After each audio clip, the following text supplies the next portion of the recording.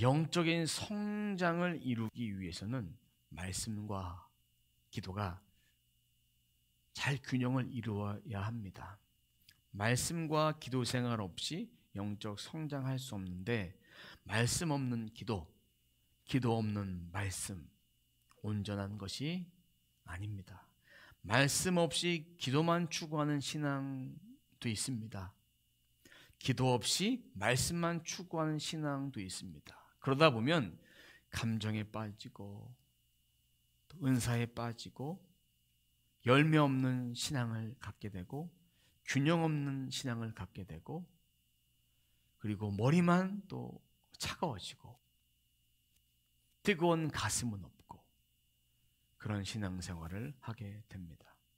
기도를 통해서 여러 가지 체험할 수 있습니다. 저도 지난날 보니까 기도를 통해서 여러 가지 체험들과 은사적인 체험들을 많이 했지만, 진리에 기반을 두지 못하면 그 말씀을 또 그 은사를 건강하게 사용할 수 없고, 왜 그 은사를 주셨는지를 깨닫지 못했던 지난 날들을 돌아보게 됩니다. 진리에 기반을 두면 하나님이 주신 그 말씀도 잘 분별하게 되고, 이 은사를 통해서 하나님의 말씀이 어떻게 기록이 되어 있는지 바로 깨달을 수 있게 됩니다. 기도를 많이 한다고 우리는 신령한 척을 해서는 안 됩니다.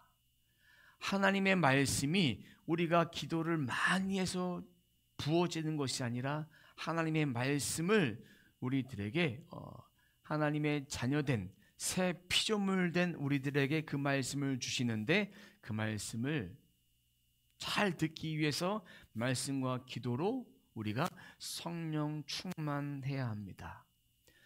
또 말씀을 많이 보았다고 말씀을 너무 아는 척 해서도 안 됩니다. 말씀을 50독 했네, 100독 했네, 1000독 했네, 이렇게 하면서 말씀을 많이 본 척해도 안 돼요. 우리가 경험했던 은사, 우리가 깨달았던 진리는 전부가 아닙니다. 우리가 아는 영의 세계는 일부분입니다. 저에게도 매년마다 깨닫게 하시는 영의 세계가 있고, 시즌마다 깨닫게 하신 영의 세계가 있는데, 그전에는 그것이 전부라고 생각했지만 일부분이에요. 특히 작은 부분입니다. 말씀도 올해 읽을 때, 또 내년에 읽을 때, 과거에 읽을 때 주셨던 영적 깨달음이 다릅니다. 같은 본문도 올해 설교했을 때, 또 3년 전에 설교했을 때, 5년 전에 설교했을 때, 그때에 주시는 영감과 깨달음과 은혜가 다르기 때문에 하나님께서 우리들에게 주고자 하는 것은 지극히 일부분이다.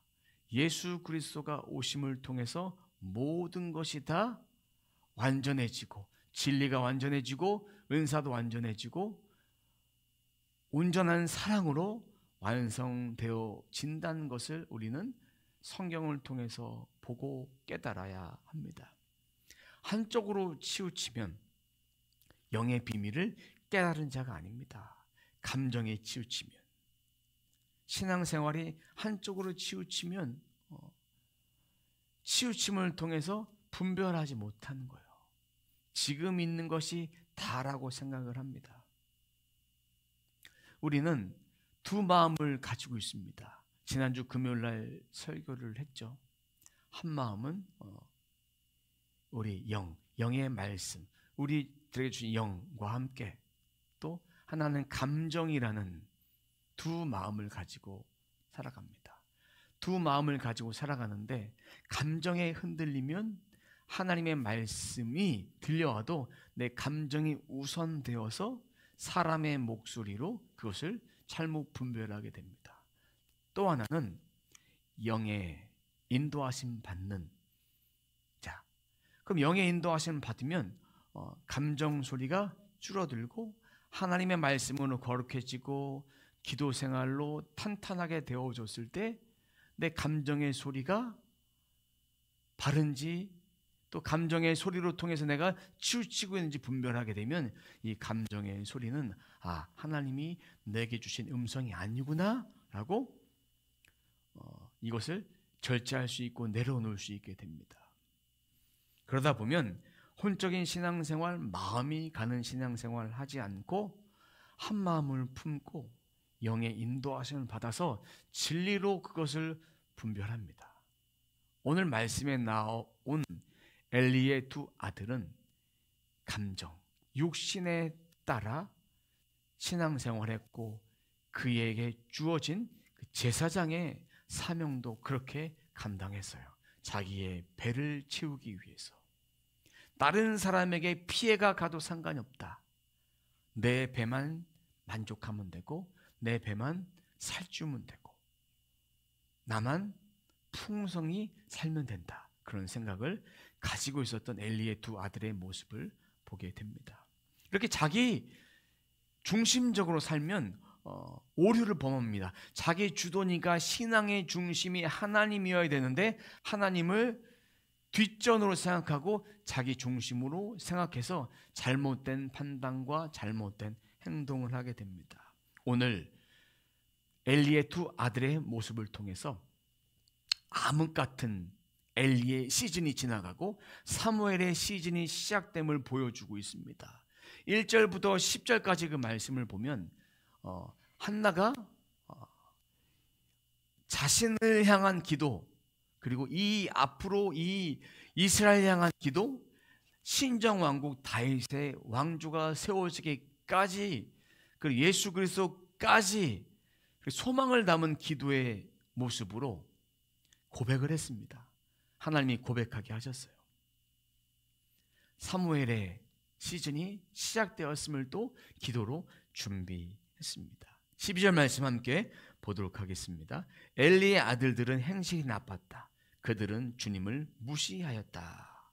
개정개혁 성경에 보면 이렇게 번역하고 있습니다. 엘리의 아들들은 행실이 나빠 여호와를 알지 못하더라.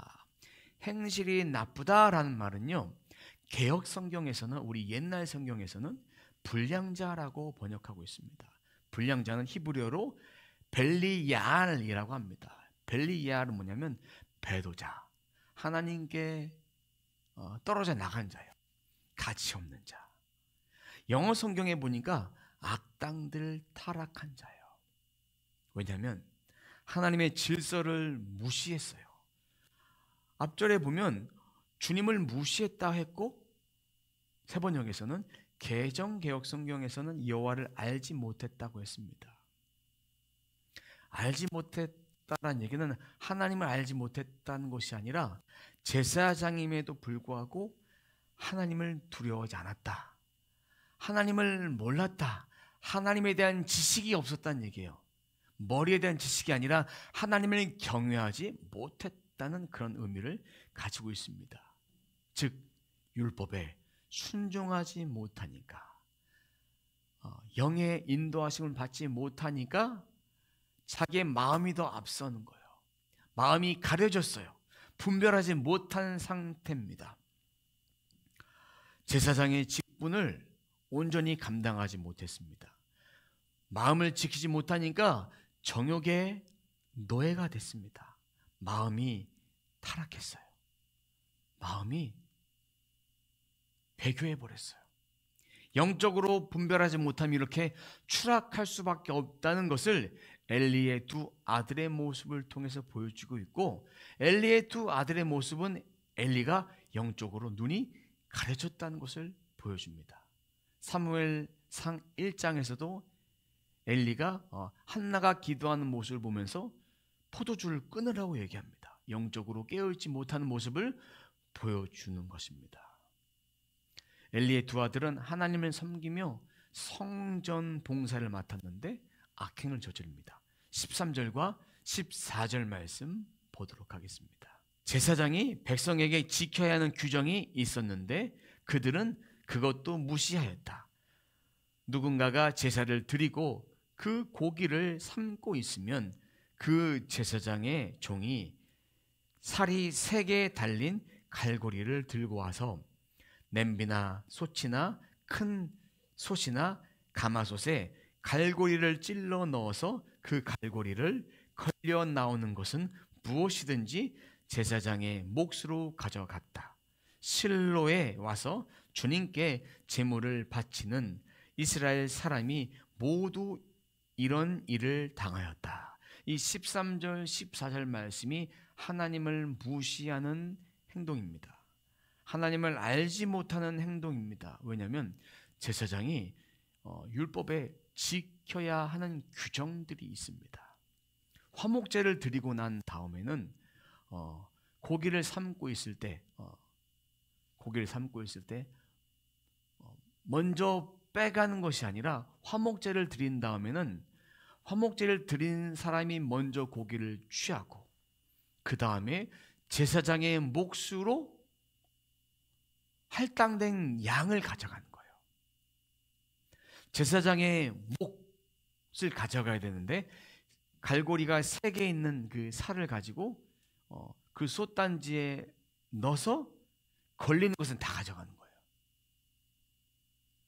이 여기서 말하는 제사장의 종이란 그 뜻은 시중 드는 자, 종, 사환이라는 뜻도 있지만 여기서는 소년, 젊은이들이에요. 그럼 아까 본문 말씀 보면 12절에 엘리의 아들들의 행실이 나빴다고 되어 있어요. 그리고 엘리의 아들들의 행실을 13절과 14절에 얘기했어요. 그러면 이 제사장의 종들이 왔어요. 누굴 말하는 걸까요? 행실이 나쁜 엘리의 두 아들들을 말하는 거예요. 어떤 주석에서는 엘리의 두 아들 중에 한 명이 왔다. 근데 오늘 본문에서는 엘리의 아들들을 말하고 있기 때문에 엘리의 아들이 한 명이 왔는지 2명이 왔는지 모르겠지만 이 죄는 엘리의 두 아들들이 똑같은 거예요. 왜? 가져다가 취했기 때문에. 한 명이 대표성을 갖고 왔지만 똑같이 죄를 범한 거예요. 17절에도 누가 죄를 저질렀나 보면 엘리의 아들들이 죄를 저질렀다고 성경에 기록하고 있습니다. 화목제물 중에 제사장이 취해야 될 부분은 어디냐? 레위기 말씀 7장 34절 말씀 함께 보도록 하겠습니다. 화목제사의 제물 가운데 너희가 주에게 흔들어 바친 가슴고기, 들어 올려 바친 넓적다리를 나 주가 이스라엘 자손에게서 받아서 그것들을 제사장 아론과 그의 아들들에게 주었기 때문이다. 이것은 그들이 이스라엘 자손에게 영원히 받을 몫이다. 하나님이 이스라엘 백성에게 받아서 주신 거예요. 하나님의 나라를 위해서 일하는 제사장, 또 말씀 사역자를 위해서 받아야 될 몫으로 하나님이 주신 거예요. 엘리의 아들은 자신의 목 이상을 도둑질한 거예요. 율법의 규정을 따라서 고기를 취하면 안 돼요. 제물을 바친 자가 먼저 먹고 먼저 취하고 그 목까지도 먼저 먹어야 될 그 목까지도 도둑질한 거예요. 도둑질. 하나님께 드린 이 제사를 멸시한 거예요. 하나님이 주신 목 그 이상을 가진 거예요. 아론의 두 아들도 하나님께서 원하신 불을 드리지 않아서 제사의 방법대로 하지 않아서 그 자리에서 직사해서 죽었어요. 하나님은 자신의 규정을 존중하지 않는 자, 그런 자를 원치 않으십니다. 구약시대는 그렇게 하나님은 책망으로 또 공의로 다스리셨어요. 왜? 예수 그리스도가 오시기 전에 그 말씀의 기준 따라서.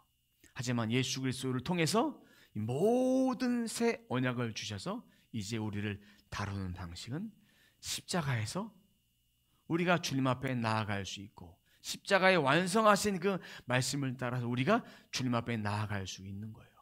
하나님은 두려운 존재이기도 하지만 하나님은 우리들에게 사랑으로 품어주신 분이고 우리가 회개할 수 있게 하신 거예요. 그 당시에 회개는 입술로 회개하는 그런 회개가 아니라 백성에게 제사를 드릴 때 안수해서 죄를 전가해서 그 죄물을 잡고 향기로 태워드리고 화제로 태워드려서 그렇게 제사함 받는 시대였습니다. 우리가 하나님 앞에 나아가는 그런 방법과는 다른 시대였습니다. 이렇게 마음과 행위가 타락하게 되면 마음 안에 탐심이 들어오고 욕심이 들어오고 가려지니까 자신의 행동이 하나님을 무시한 행동인지 하나님을 저버린 행동인지 모르는 거예요. 말씀이 들려도 이런 상태에서는 깨닫지 못합니다. 땅의 것만 생각하는 거예요. 하나님이 분명히 자기 몫으로 제사장들의 몫으로 주신 것 이상의 것을 그들은 가지려고 했습니다. 하나님을 거부한 행동, 하나님을 무시한 행동, 하나님을 거절한 행동이기 때문에 이들은 나중에 심판받아서 전쟁터에서 죽습니다. 그 엘리는 자기 아들들이 전쟁터에 죽었다는 얘기 듣고 의자에서 넘어가서 죽습니다. 13절, 14절 제사를 드린 후에 이렇게 취했던 행동이에요. 15절은요. 제사를 다 드리기도 전에 고기를 취합니다. 마지막까지 갔던 행동들이에요. 화목제 드릴 때는 번제단에 기름 부분을 먼저 하나님께 태워서 향기로 올려드려요. 올려드린 다음에 화목제 드리는 사람들이 취하고 제사장의 것도 이제 받게 되는데 정해져 있는데 왜 하나님은 기름을 태워 드릴까요? 내장이 덮인 그 기름 부위 왜 드릴까요? 말씀한 구절 찾아보도록 하겠습니다. 레위기 3장 4절 말씀입니다. 두 콩팥과 거기에 덮여있는 허리깨의 기름기와 콩팥을 떼어낼 때에 함께 떼어낸 간을 덮고 있는 껍질을 나 주에게 살라 바치는 제물로 가져와야 한다. 왜냐하면 하나님께서 율법에 드리라고 명하셨기 때문에 기름을 태워서 향기로 하나님께 올려드리는 거예요.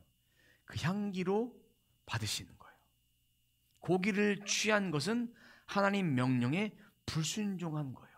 화제로 하나님께 올려드리기도 전에 생고기를 막장까지 간 거예요. 막장까지 간 거예요. 하나님을 알고도 하나님의 음성이 들리는데도 본인이 듣고 있는데도 불구하고 범죄를 행하는 거, 잘못된 행동을 오늘 말씀을 통해서 하나님 앞에는 정직과 겸손과 그 모든 것들을 쏟아내서 회개해야 되는데 회개하지 않는 이들의 모습을 오늘 말씀을 통해서 보여주고 불순종의 모습을 오늘 우리는 이 말씀을 통해 볼 수 있습니다. 엘리의 두 아들 하나님 앞에 큰 범죄를 범했습니다. 사하심을 받을 수 없는 배도자예요. 배교자예요. 하나님께 떠난 자예요. 이름만 제사장이에요. 이름만 제사장의 제사장으로 있고 제사장의 옷을 입고 있지 그들은 온전히 행하는 것이 아닙니다. 온전히 행하는 것이 아니에요. 반면에 한나의 아들 사무엘은 어떤 인생을 살고 있을까요? 18절 말씀 보겠습니다. 한편 어린 사무엘은 모시의 못을 입고 주님을 섬겼다. 이 18절 말씀 한글 성경에서는 이 히브리어 와우라는 그런 단어가 빠져 있습니다. 그러나라는 뜻이에요. 그러나라는 뜻은 무슨 뜻이냐? 앞에 있는 내용과 뒤에 있는 내용이 상반될 때, 정반대 있을 때 그러나라고 말하죠. 영어 성경에도 NIV 성경이나 영어 킹제임스 성경에 보면 그러나라고 시작이 됩니다. 한글 성경에서 이 부분을 번역하지 않는 게 좀 아쉽습니다. 근데 왜 그러나가 중요하냐? 엘리의 두 아들들의 행실에 반해 사무엘은 하나님 앞에 정직하고 겸손하고 하나님의 뜻을 따라서 준비된 인생으로 하나님이 쓰시고자 하는 거예요. 엘리의 시즌이 끝나고 사무엘의 시즌이 시작되었음을 보여주고 그에게 하나님께서 기름 부어서 제사장으로 쓰시려는 준비를 하시는 거예요. 준비. 모시 에봇을 입었다는 거예요. 모시 에봇은 뭐냐면 제사장은 이제 제사장이 되기 전에 모시 에봇은 뭐냐면 소매가 없어요. 그리고 앞치마처럼 하얗게 모시로 된 성전 봉사할 때 입는 에봇이에요. 모시 에봇. 사무엘이 성전 봉사할 때 이 옷을 입었어요. 성전 봉사를 하고 있었다는 거예요. 앞치마처럼 에봇에는 패가 있어요. 패가 있지만 사무엘은 아직 성전에 봉사하는 자로 어린 사무엘이기 때문에 이 패가 없고 앞치마가 뒤에 엉덩이를 가려주고 하얗게 거룩하게 상징하는 그 옷을 입고 그는 성전 봉사에 임한 거예요. 이 모시 에봇은 일반 제사장 레위인들이 입는 옷이에요. 레위인들이 성전에서 또 번제단에 드릴 그 제물을 잡기 전에도 제물을 잡기 위해서 그 옷을 입고 하는 거예요. 그 옷을 입고 이 모시 에봇, 세마포 에봇을 입었다는 증거는 이제 엘리의 두 아들에게 있는 제사장직을 사무엘에게 가게 될 것이다. 승계될 것을 암시해 주는 그런 말씀입니다. 엘리의 집안 불순종했어요. 하나의 집안 하나님께 순종했어요. 가장 먼저는 한나가 순종했어요. 엘가나도 순종했고 서원제를 드렸어요. 하나님께 순종해서 쓰임받는 가문과 쓰임받지 못한 가문의 결말은 다릅니다. 하나님께 사무엘을 드렸는데 그러면 한나의 아들은 그것으로 끝날까? 자식은 그걸 끝날까? 아닙니다. 엘가나를 통해서 하나님이 그에게 축복의 메시지를 주십니다. 자손들, 아들, 딸들을 많아지도록 되기를 그런 복을 빌어줍니다. 엘가나가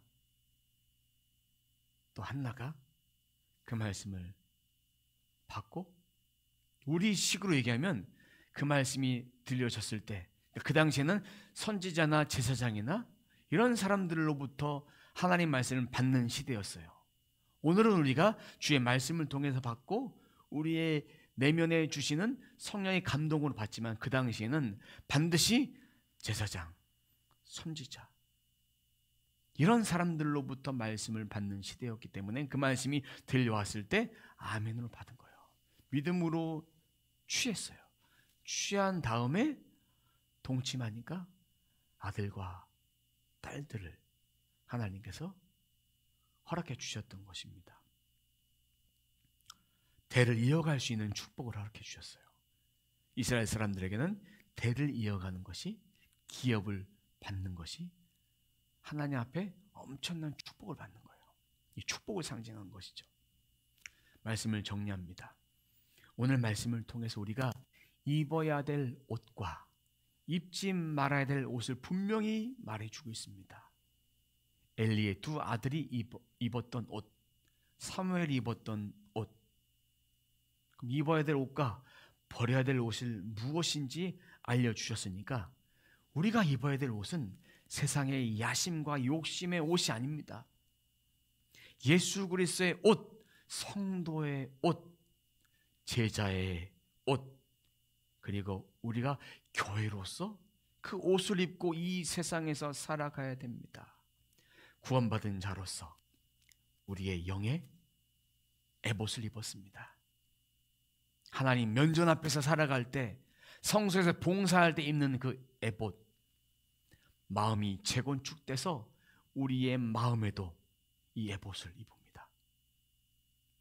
거룩한 행실로 몸에도 이 에봇을 입고 살아가야 합니다. 이것이 바로 하나님의 의로 구원받은 자가 입어야 될 옷입니다. 영적인 옷이에요.